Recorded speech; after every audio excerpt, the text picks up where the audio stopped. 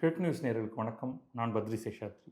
பாரதிய ஜனதா கட்சி எதிர்ப்பு புள்ளியில் திமுக, தவேக இணைய வேண்டும் அப்படின்னு சமூக நீதித்துறை அமைச்சர் வன்னி அரசு செய்தியாளர்களிடம் பேசும்பொழுது தெரிவித்திருக்கிறார். இப்போ திமுகவும் தவேகவும் எதிரெதிர் புள்ளியில் இருந்து மிக பயங்கரமான அரசியலை தமிழகத்தில் செய்து கொண்டிருக்கின்றன. தவேக திமுகவை தோற்கடித்து விட்டு ஆட்சியை பிடித்திருக்கிறது. அதற்கு பிறகும் கூட வெட்டுப்பழி குத்துப்பழி அப்படின்னு சொல்லுவாங்க இல்லையா, அப்படித்தான் தினமும் நடந்து கொண்டிருக்கிறது.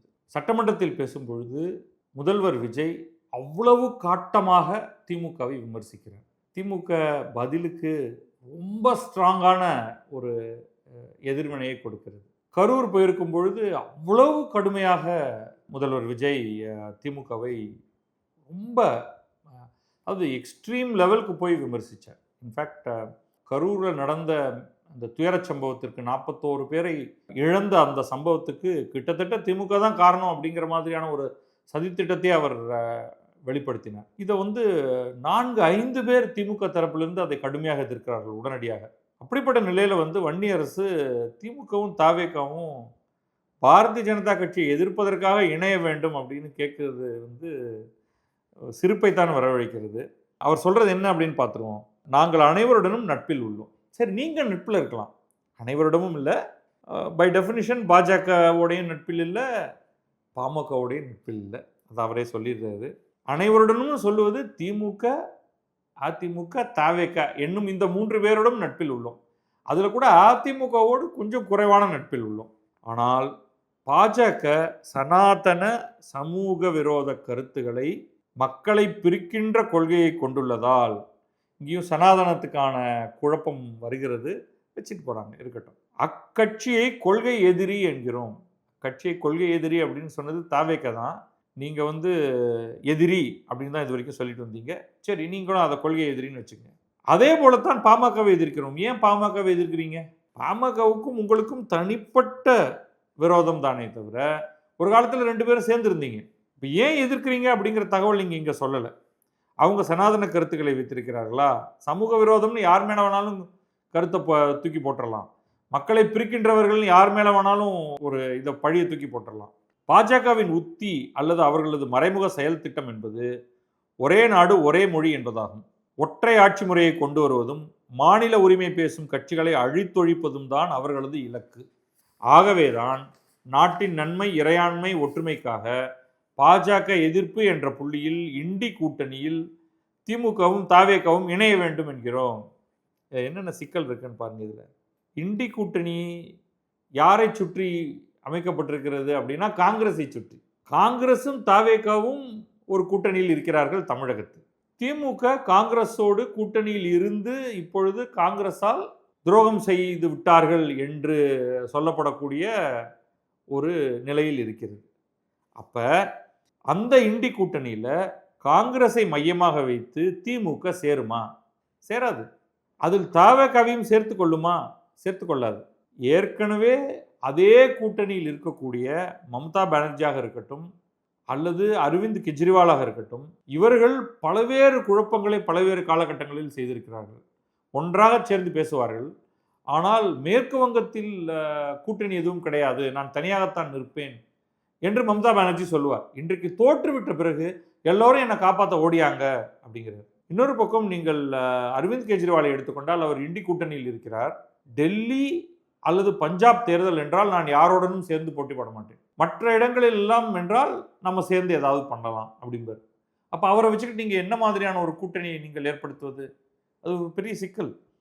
ஸோ இண்டி கூட்டணி என்பது தான் உண்மையிலேயே ஒரு பொருந்தா கூட்டணி. அதாவது தவேகவும் திமுகவும் ஒரு புள்ளியில் இணையலாமா, ஆனால் தவேகவை எதிர்ப்பதற்காக திமுகவும் அதிமுகவும் இணைவதை யாரும் ஏற்க மாட்டார்கள். இந்த யாருங்கிறது யாரு? வன்னி அரசும் அவருடைய நண்பர்களும் மட்டும்தானா? எனக்கு திமுகவும் அதிமுகவும் சேர்ந்தாலும் ஒன்றும் பெரிய விஷயம் இல்லை, சேராட்டாலும் ஒன்றும் பெரிய விஷயம் இல்லை. ஆனால் திமுகவும் அதிமுகவும் இணைவதை யாரும் ஏற்க மாட்டார்கள் என்று சொல்வதற்கு இவர் யார்? அதிமுகவிலிருந்து பிரிந்து சென்றோரை அக்கட்சியில் இணைக்க வேண்டும். அது எப்படி இணைப்பீங்க? அவங்க போய் தவேகவில் சேர்ந்துட்டாங்க, அவங்களை எப்படி இணைப்பீங்க? அதில் சில பேர் திமுகவில் போய் சேர்ந்துட்டாங்க. ஓபிஎஸ் மாதிரி அவரை திருப்பி கூப்பிட்டு இல்லைங்க நீங்கள் திமுகலேருந்து திருப்பி நீங்கள் அதிமுகக்குள்ளேயே போயிடுங்க அப்படின்னு சொல்ல முடியுமா? அதிமுக வலிமை பெற வேண்டும். எப்படி வலிமை பெறும்? 3வது இடத்துல தானே இருக்குது. இப்போ இன்னும் மோசமாக தானே போக போகுது. அதிமுக வலிமை பெற வேண்டும் என்பதுதான் விசிகவின் நிலைப்பாடு. அடிப்படையில் இந்த எல்லா ஸ்டேட்மெண்ட்டையும் வச்சு பார்க்கும் பொழுது வன்னி அரசுக்கு அரசியல் யதார்த்தம் அப்படிங்கிறது துளி கூட புரியல அப்படிங்கிறது தான் எனக்கு புரிதலாக இருக்கு. 3 பெரிய கட்சிகள் அவர்களுக்கான ஒரு போக்கு, அந்த 3வது பெரிய கட்சி எனக்கூடிய தாவேகா திடீரென்று மேலே போன கட்சி.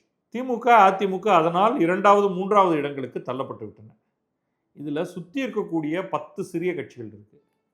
அதுல பாட்டாளி மக்கள் கட்சி இருக்கு, விடுதலை சிறுத்தைகள் கட்சி இருக்கு, காங்கிரஸ் இருக்கு, பாஜக இருக்கு, அமமுக இருக்கு, தேமுதிக இருக்கு, இன்னும் ரொம்ப சிறிய 2 கம்யூனிஸ்ட் கட்சிகள் இருக்கு. அவங்களாம் ரொம்ப ரொம்ப சிறியவர்கள். மதிமுக இருக்கு. இது ஒரு 10 கட்சி இருக்கு. இதை தவிரவும் சில கட்சிகள் இருக்கு. இந்த 10 கட்சிகளும் இந்த 3 கட்சிகள் என்ன செய்ய வேண்டும் என்பதை தீர்மானிக்கவே முடியாது. தனிச்சு நின்னா இந்த 10 கட்சிகளுக்கும் 0 இடம் தான் கிடைக்கும். 0. தனித்தனியாக நின்றால் 0. இந்த 3 பேரோடு சேர்ந்து நின்றால் ஏதேனும் சில இடங்களை வெல்லலாம். அதுதான் நடந்திருக்கு இந்த தேர்தலில். இப்ப யாருடன் சேர்ந்து நின்றாலும் வெல்லலாமானா இந்த 3ல் யாருடன் சேர்ந்து நின்றாலும் வெல்லலாம். இப்பொழுது இருக்கக்கூடிய நிலவரத்தை பார்க்கும் பொழுது தவேகாவுடன் சேர்ந்து நின்றால் அதிகமாக வெல்லலாம். இப்பொழுதைக்கு, நாளைக்கு மாறும் திருப்பி. அந்த நிலையில தான் இந்த ஆட்சிக்கு ஆதரவு தருகிறேன் என்ற பெயரில் திமுகவுடன் தோளோடு தோள் நின்றவர்கள் அத்தனை பேரும் தவேகாவுக்கு மாறிவிட்டார்கள். அதிமுகவுடன் நின்றவர்கள் அவர்கள் மேலும் தொடர்ந்து அதிமுகவில் நிற்பதற்கான காரணங்கள் ஏதும் இல்லை.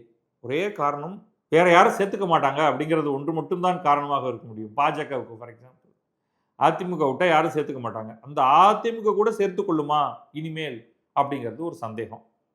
ரைட்டா? அடுத்தது பாட்டாளி மக்கள் கட்சி. பாட்டாளி மக்கள் கட்சியோடைய டெஃபினிஷன் விசிக எங்கே இருக்கிறதோ அங்கே எங்களால் போக முடியாது. நாங்கள் எங்கே இருக்கிறோமோ அங்கே விசிக வர முடியாது. விசிக சரியான இடத்துக்கு போய் சேர்ந்துருச்சு.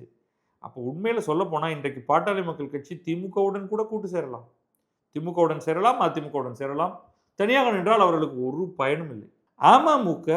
அமமுகவுடைய லாங் டேர்ம் ஸ்ட்ராட்டஜி எப்படியாவது அதிமுகவுடனேயே இருந்து கொண்டு ஏதோ ஒரு கட்டத்தில் அதிமுகவையே எடுத்துக்கொள்வது அப்படிங்கிறது தான். ஏன்னா ஒரு தனிநபர்களை பற்றி தான் பேசுகிறோம், கட்சியை பற்றியே பேசல. டிடிவி தினகரன் வர்சஸ் எடப்பாடி பழனிசாமி. இவரும் அதிமுகவிலிருந்து வெளியே வந்தவர் தான்.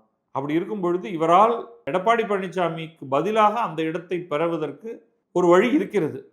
ஸோ அது நடக்கலாம், நாளைக்கு பார்க்கலாம் அது என்ன நடக்கிறது என்று. மற்றபடி இவங்களும் அவங்களும் இருக்கணும், அவங்களும் இவங்களை எதிர்க்கணும் அப்படின்னு விடுதலை சிறுத்தைகள் ஒரு பெரிய ஸ்டேட்மெண்ட் ஒன்று விட்டுட்டு இருக்கு. இன் ஆக்சுவாலிட்டி அது அந்த கட்சிக்குள்ளேயே ஒரு குழப்பத்தை ஏற்படுத்துது. மிக சமீபத்தில் அங்கே சேர்ந்திருக்கக்கூடிய வைகோ இதெல்லாம் வாய்ப்பே இல்லை, அது எப்படி திமுகவும் தாவேகாவும் ஒன்று சேரும். ஏன்னா அவர் திமுகலேருந்து அக்ரிமோனிஸா வெளில வர்றாரு, சண்டை போட்டு வெளில வர்றாரு. அதெல்லாம் முடியவே முடியாது அப்படிங்கிறாரு. திருமாவளவனுக்கு நோபல் பரிசு கொடுக்கலாம் அப்படிங்கிறாரு. அவரும் நோபல் பரிசு கொடுத்தால் வாங்கிக் கொள்ள தயாராக இருக்கிறேன், வைகோவுக்கு நன்றி அப்படிங்கிறாரு. ஸோ இது உள்ளுக்குள்ளேயே ஒரு சின்ன எக்ஸ்ட்ரா குழப்பத்தை ஏற்படுத்துது.